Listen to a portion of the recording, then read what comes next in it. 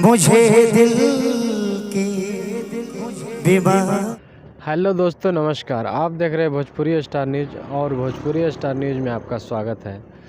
तो आज एक कुछ खास अपडेट दे रहा हूं। जो अभी अभी खेसारी लाल यादव जी का पोस्टर रिलीज हुआ है, जो स्पीड रिकॉर्ड भोजपुरी प्रेजेंट से रिलीज हो रहा है। बहुत अच्छा ही सॉन्ग है जो 30 तारीख को रिलीज होगा। ये सॉन्ग 30 तारीख को यानी 29 तारीख को टीजर रिलीज होगा और 30 तारीख को फुल सॉन्ग रिलीज होगा। डायरेक्ट वीडियो आ रहा है। जो मॉडल है यामिनी सिंह जी है, जो बहुत ही मस्त मॉडल है। और देखिए कि फीमेल सिंगर शिल्पी राज जी, जो एकदम आपको पता ही है, पूरा धमाल मचा के रखे हैं शिल्पी राज जी और खेसारी लाल यादव जी। दोनों डुएट सॉन्ग है।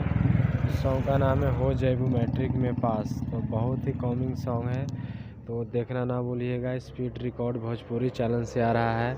ठीक है दोस्तों, तो बहुत अच्छा लगेगा ये गाना। एक बार सुनिए, कमेंट शेयर ज़रूर कीजिएगा मेरे दोस्त।